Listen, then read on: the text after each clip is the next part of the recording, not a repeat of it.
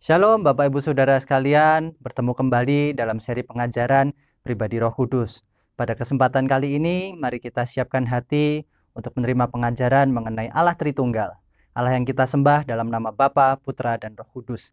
Mari kita berdoa, kita siapkan hati kita. Bapa, dalam nama Tuhan Yesus Kristus, ucap syukur untuk kesempatan pada kali ini. Berkati hamba-Mu dalam kelemahan keterbatasannya untuk menyampaikan mengenai Tritunggal Tuhan. Urapi juga setiap umat-Mu yang sudah siap mendengarkan pengajaran pada kesempatan kali ini. Biarlah Roh Kudus yang mewahyukan yang baik di dalam hati kami. Dalam nama Tuhan Yesus Kristus kami sambut setiap pengajaran ini. Haleluya. Amin. Shalom Bapak Ibu Saudara sekalian, mengenai Allah Tritunggal seringkali membuat kita bingung. Satu esensi pribadi Allah dalam tiga pribadi yang berkesatuan, yang tidak saling bertentangan, yang saling terkait satu dengan yang lainnya. Di sini kita akan belajar mengenai apa itu Allah Tritunggal. Bapak Ibu Saudara, pengertian Allah Tritunggal sebetulnya secara eksplisit tidak pernah dijelaskan secara panjang, lebar, dan juga jelas di dalam Alkitab kita. Tapi satu kali Yesus pernah menyatakan dalam Matius pasal 28 ayat yang ke-19 dikatakan demikian. Karena itu pergilah, jadikanlah semua bangsa muridku, dan baptislah mereka. Ini adalah amanat agung di mana Tuhan Yesus Kristus memberikan satu perintah bagi kita untuk menyebarkan Injil, kabar gembira, mengenai Allah yang menebus, di mana itu harus sampai ke ujung dunia, dan baptislah mereka sebagai tanda percaya. Kemudian dilanjutkan demikian, dalam nama Bapa, Anak, dan Roh Kudus. Ada tiga pribadi saat kita mengalami atau mengikuti proses baptisan, yaitu ada nama Bapa, Putra, dan Roh Kudus. Kata-kata Yesus dalam amanat agung ini memang secara nggak langsung menjelaskan mengenai konsep Tritunggal, tetapi Tuhan Yesus tidak pernah menjelaskan bagaimana secara langsung apa itu Allah Tritunggal. Tapi Tuhan Yesus seringkali mengatakan, aku adalah utusan Bapakku, dan kepada Bapakku aku akan meminta penolong yang setia, penolong bagi engkau saat aku meninggalkan engkau, yaitu Roh Kudus. Di sini Tuhan Yesus secara tidak eksplisit memang menyatakan ada tiga pribadi Allah. Dan ini bukanlah hanya dalam perjanjian baru saja. Jadi perjanjian lama juga sudah ada yang namanya secara implisit, yaitu Allah Tritunggal. Saya akan bawakan beberapa quote dari atau petikan dari tulisan beberapa hamba Tuhan yang saya kagumi. Yang pertama adalah pendeta Dr. Stephen Tong. Dia berkata demikian, Tritunggal berarti tiga pribadi dalam satu Allah, atau di dalam satu esensi diri Allah ada tiga pribadi.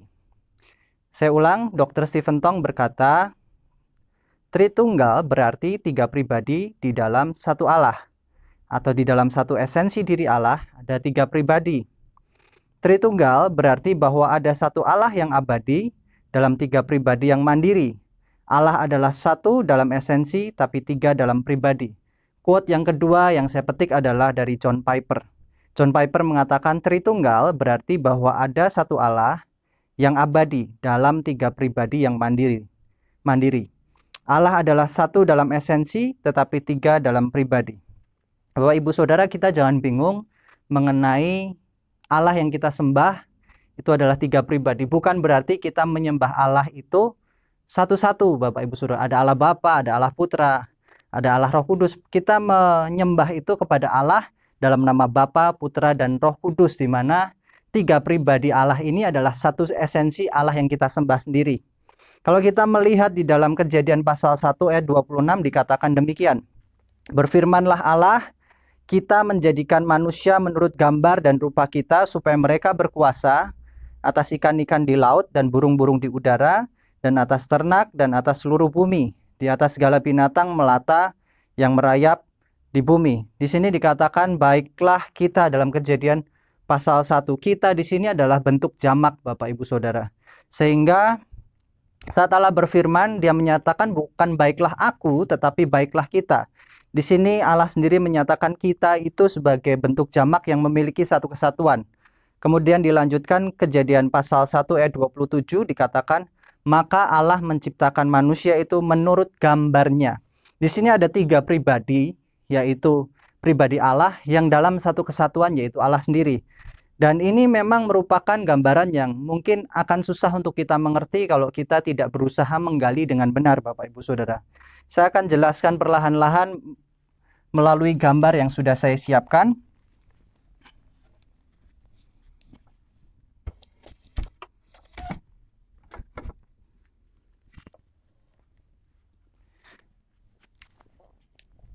Di sini ada 3 pribadi, yaitu pribadi yang pertama adalah Bapa. Yang kedua adalah Putra. Yang ketiga adalah Roh Kudus.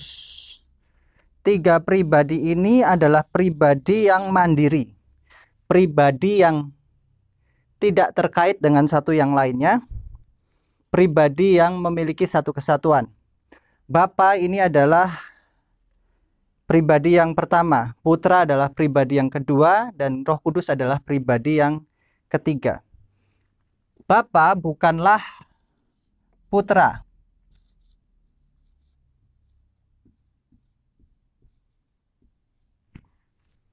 Dan Bapa bukan Roh Kudus. Dan Roh Kudus bukan Putra. Nah, 3 pribadi ini adalah pribadi yang mandiri, yang sendiri. Tetapi pribadi ini adalah pribadi Allah yang kita sembah.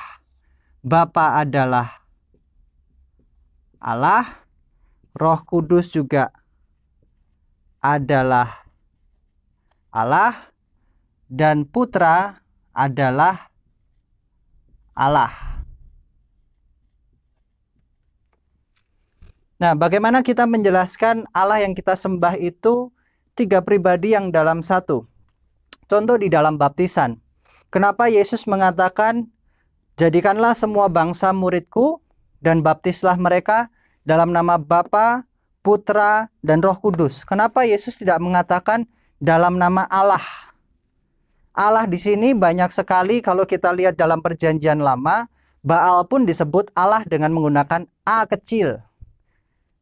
Dan kemudian itu adalah bentuk dewa yang disembah oleh orang-orang di sekitar orang Israel pada masa itu. Makanya penamaan Allah ini harus jelas Allah yang mana. Karena juga Asitoret juga dinyatakan dalam Perjanjian Lama itu adalah Allah yang disembah oleh orang di sekitar Israel. Nah, makanya kita tidak akan bisa membaptis orang hanya menggunakan aku baptis engkau dalam nama Allah, tetapi harus dalam nama Bapa, Putra, dan Roh Kudus. Dalam konsili Konstantinopel yang pertama tahun 381 pun merumuskan bagaimana baptisan itu sah, Bapak Ibu Saudara.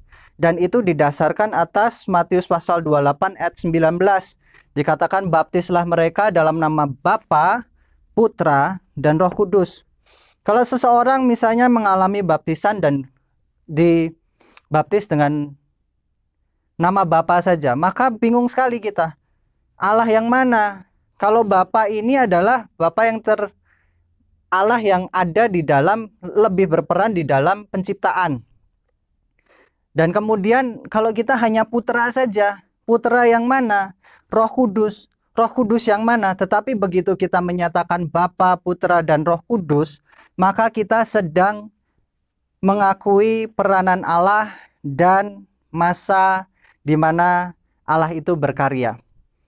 Yang pertama adalah Allah Bapa yang ingin saya bahas. Saat kita menyatakan Bapa, Putra, dan Roh Kudus, maka yang terjadi adalah kita belajar mengenai peranan Allah di dalam periodenya.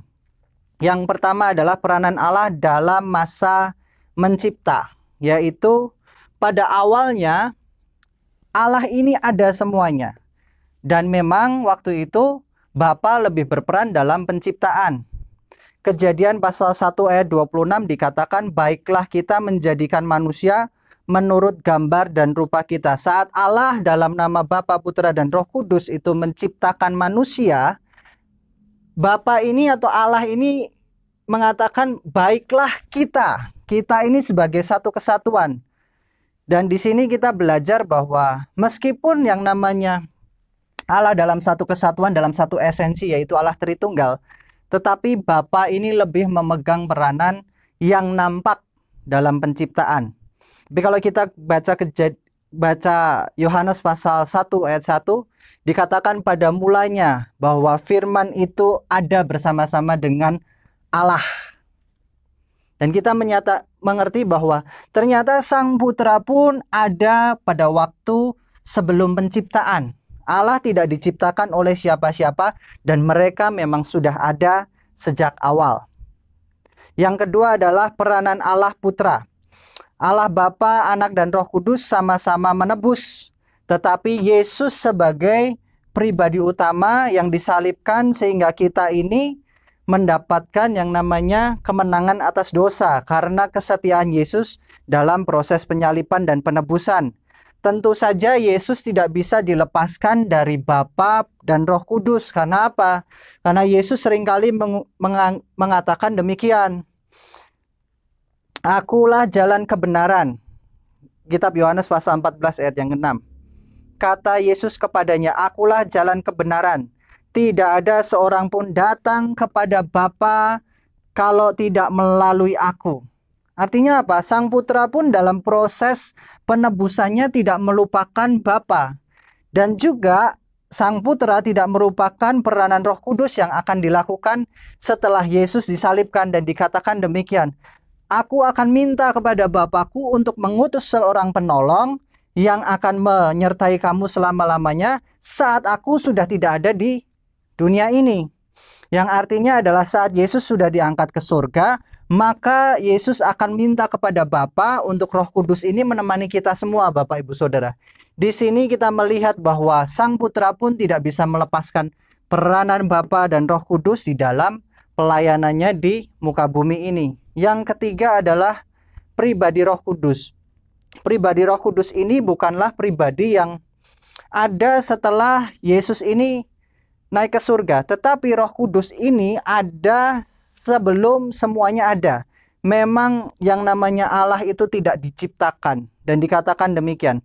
Allah Bapa, Allah Roh Kudus, dan Allah Putra itu sama-sama mewahyukan supaya kita mengerti firman Tuhan. Tetapi dalam pewahyuan ini Roh Kudus mengambil yang namanya peran utama sehingga setiap kita yang belajar firman Tuhan, setiap kita yang mau mengerti firman Tuhan, Roh Kudus akan menerangi kita supaya kita mengerti firman Tuhan.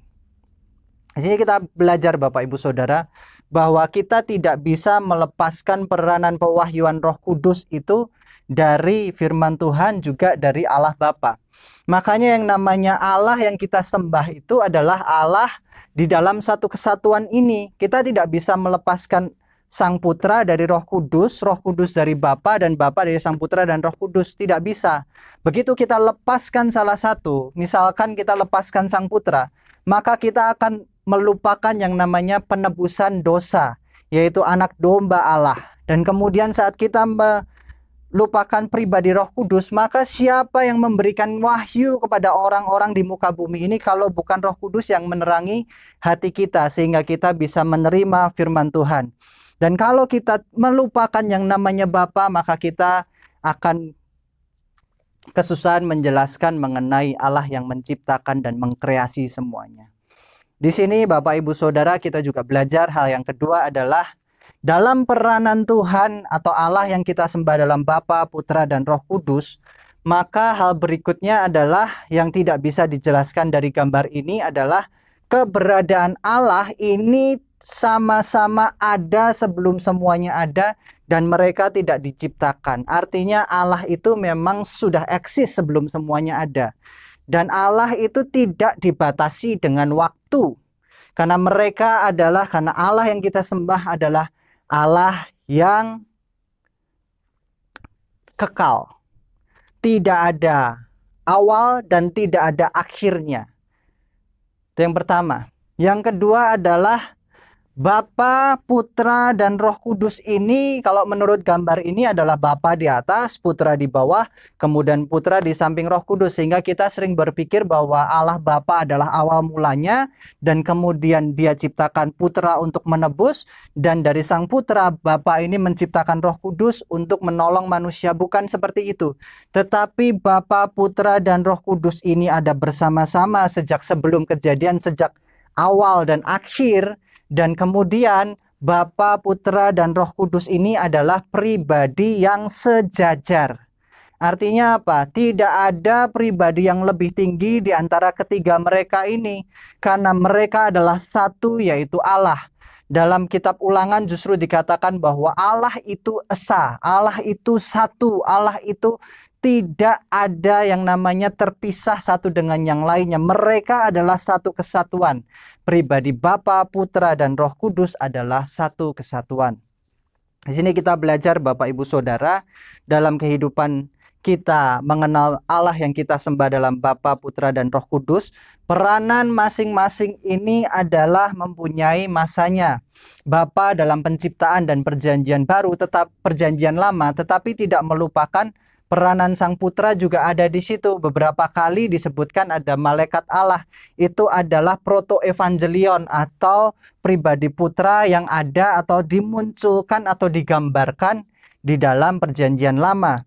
Kemudian waktu kisah penciptaan bait Allah ada dikatakan Besaleel itu dipenuhi oleh Roh Kudus. Artinya dalam perjanjian lama pun Roh Kudus sudah ada. Kalau kita melihat Daniel penuh dengan roh apa? Roh Kudus, Bapak Ibu Saudara. Sehingga kita jangan melupakan bahwa Bapa, Putra, dan Roh Kudus ini ada sejak awal dan mereka adalah pribadi yang setara. Seringkali kita kebingungan dengan yang namanya Bapa menciptakan Putra dan Bapa kemudian menciptakan Roh Kudus, itu adalah hal yang salah.